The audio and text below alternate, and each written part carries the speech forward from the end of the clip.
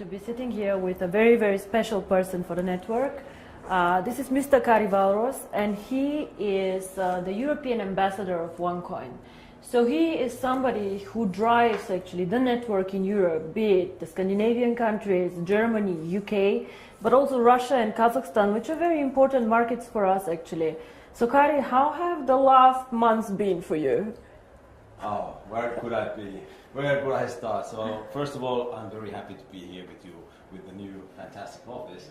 But since I started my travel as an ambassador, it has been an amazing journey for me. I've been a kind of a rock star in this industry long time, but actually this is created me first time in my life to be a little bit humble, but absolutely honorable to have to work with the people, because I never seen so many happy people in my life ever. So wherever I arrive, people are happy and smiling and very polite, and it feels like a big family which is being created all around. So it's been an amazing experience so far. So I know you want to ask me some questions, but before we do this, I want to ask you one. We all know that I'm more a financial person and not so much in the network, but share with me, why do you think people like OneCoin so much? What is the reason that they get excited by the concept and like it? I think first thing is because there are no demands. It's, you can join and you are not asked to do anything. That is something that people are attracted to. And once they get the right information, which is, by the way, not really available because there is so many wrong information, but once you give them the right information, it's so simple and clear and understandable. And I think because there is no demand and people see that they belong something. Mm-hmm. They belong something bigger, and this is how I think it is the most important thing. Well, this makes me, of course, very, very happy. Now, you want to ask me a few questions, so go ahead. Well, of course, I work basically in Europe and CIS. So, what Europe means to OneCoin? Well, Kari, we started actually. OneCoin was when we started. It was strongest in Hong Kong and in China. So we opened the first office in Hong Kong, and we received huge support from these markets. China is a very, very interesting country. They love innovations, they love cryptocurrency, and they supported us in the beginning very, very much. Then when I speak about cryptocurrency and the users of cryptocurrency, I believe the emerging markets will be the users actually of cryptocurrency, not so much Europe, because Europe is spoiled. If I want to send money from Bulgaria to Sweden, it's very fast, it goes really, really fast. Or the guys from Germany to UK. It is not that difficult, like for example from Singapore to India. But what for me is special about Europe is Europe normally are the earliest adopters to any technology. Very, very sophisticated people who understand innovation, who are the first ones trying it out. So whenever they get excited about something, it gets quite big actually in the world. All the iPhones and all this, they started in the US, but the Europeans also like this a lot. And I think the European market currently gives us huge support to roll out to the emerging markets. Even if they do not use the cryptocurrency so much, they practically enable all these people who will join later in Africa and in other markets to use OneCoin. For example, let's say you hold 10,000 OneCoins, and in 3 years you decide to sell a part of this. Your buyers most probably will come all from emerging markets, because these people, they do not want to buy the currency as an investment, they want to buy it as a payment system, as a carrier of value. So for example, maybe some Indian person will buy 100 OneCoins from you in Singapore to be able to send this 100 OneCoins to his wife in India. And this is why I think Europe is extremely important. You cannot build a global currency, fast, borderless payments without Europe. We are one of the most developed markets out there, and I have huge support here. A lot of the leaders come from Europe, and I think this is one of the most important markets that we have actually. All right, well, I'm working in an area that is pretty much known as a wealthy area. Europeans are a wealthy country, and also Russia, Kazakhstan, Ukraine, Right. it's really wealthy countries. And they asked me the questions. Well, I know how I answer, but what is it? Because they are limiting the coin sales. So what is your answer to that? That why we are limiting the coin sales so Now, drastically? I see. How they think that, you know, So your question somebody is, wants to sell more right. coins. So your question is, some of us mine coins and they go to the internal exchange, Yeah. and some of us sell coins and buy coins. Yeah. So as OneCoin, as I say, is 1 year old, first of all. It's not like Bitcoin, it is not a liquid market yet. So it means that there might be a day where we have a huge demand for coin sales or a huge demand for coin buying. And this is why we as a company always say buying and selling the coin should never be a reason why you join. The coin actually needs to be used. So we need to have some time, and I say always it's 3 to 5 years until we really manage to have a usability and a liquid market where you can do unlimited sales and buying actually on the market. Until then, Kari, if you do not have limits, for example, what can happen is that one person with a huge sales order or huge buy order can distort the price a lot. And this is what happens to Bitcoin often. I don't know if you see all this going up, down in a very, very big amount. And this is called volatility, and we do not want to have a very big volatility for our coin. People do not understand how it can be that Bitcoin today is worth $500 and tomorrow only 400 within a day. This is very disturbing, and if you are a merchant who takes Bitcoins, you don't want to have this. Because you want to be sure that if you take a Bitcoin today, it will not be valued 20% or 30% less tomorrow. Of course, you're very happy if it's valued 30% more, but it goes both sides. Absolutely, yeah. So cryptocurrency is one of the riskiest assets actually out there. High volatility, low liquidity on the markets. So for us to achieve a high liquidity, we need to work first on the value creation of the coin, on the liquidity, and it will take time. So all these people, why we have created this exchange? We have created it so people can learn to trade it, but it's not a self, the idea is not just that we go buy and sell the coin there, but we wait for the usability of the coin. This coin is very, very young. We have so much way to go, but we have created miracles already. So I'm looking very, very positive into the future. But remember, the internal exchange is demand and supply. So you have to find somebody who wants to sell coins to buy, and the other way around.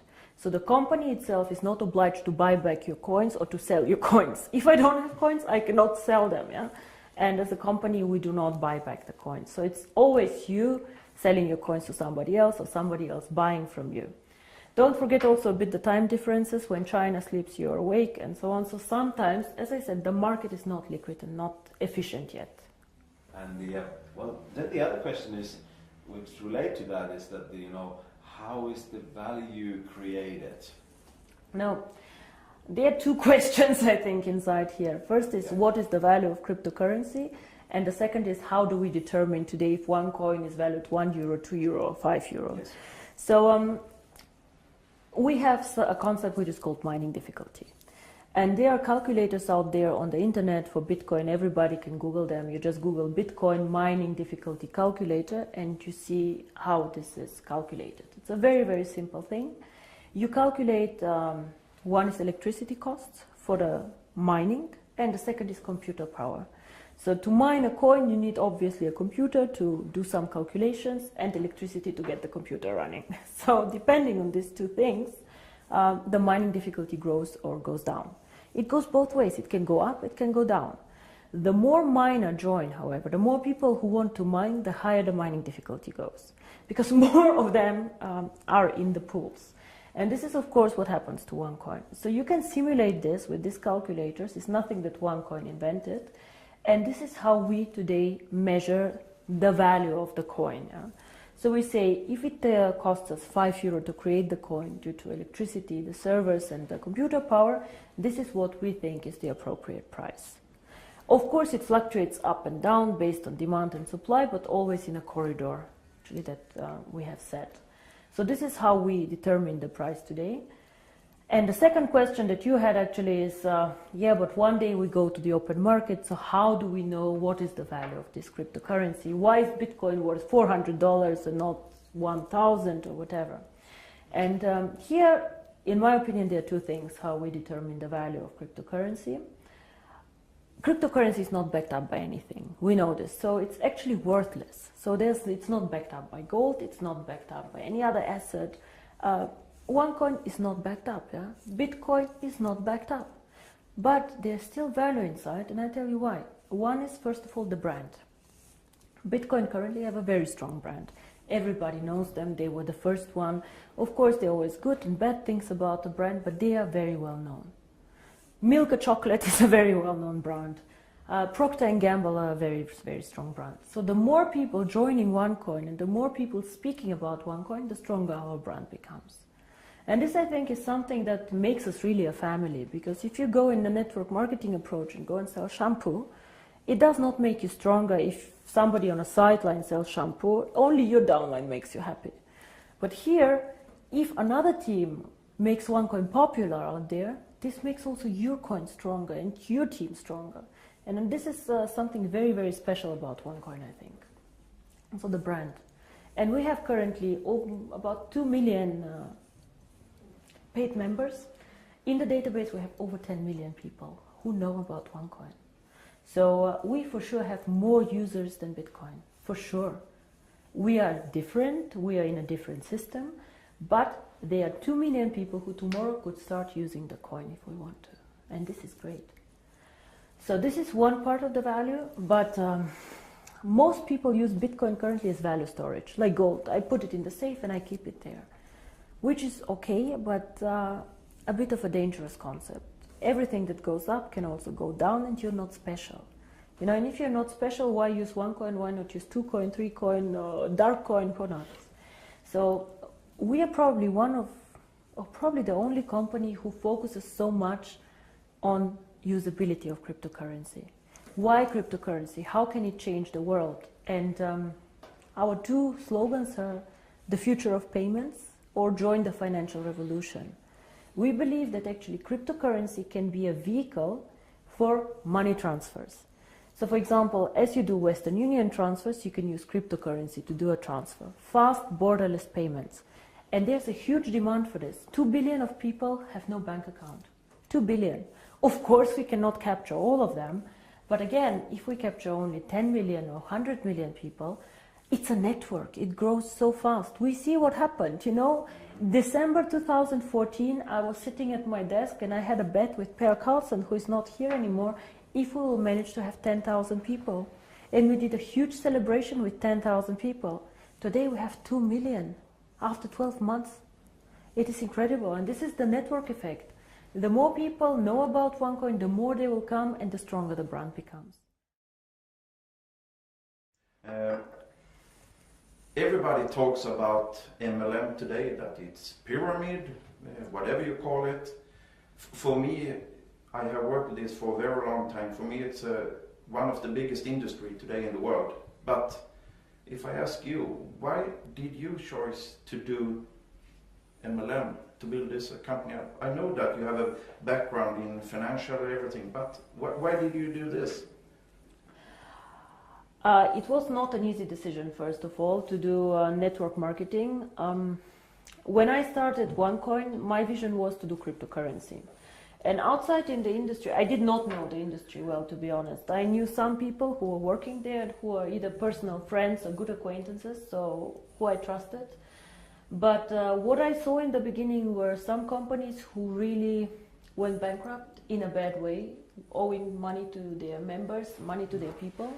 But I also saw some mainly product-based companies who were doing a very, very good job out there and an impressive track record. So I saw that not everybody is bad or not everybody is good. So it's an interesting industry. Why I chose it for my cryptocurrency? I believe that we as a cryptocurrency can be only successful if we have many users in a global network. And to be honest, I did not see a better distribution model for this. I did not see another way to attract people in to the cryptocurrency and these people to be spread out geographically so well.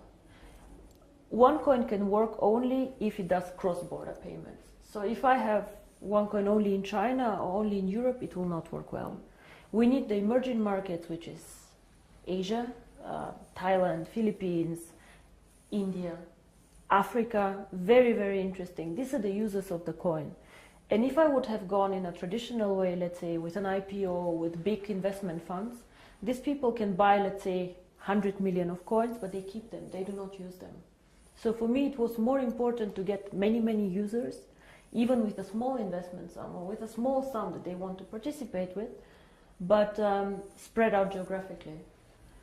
And until now, I do not regret it. It's a very competitive industry. Unfortunately, sometimes I see the concept misrepresented. Yeah?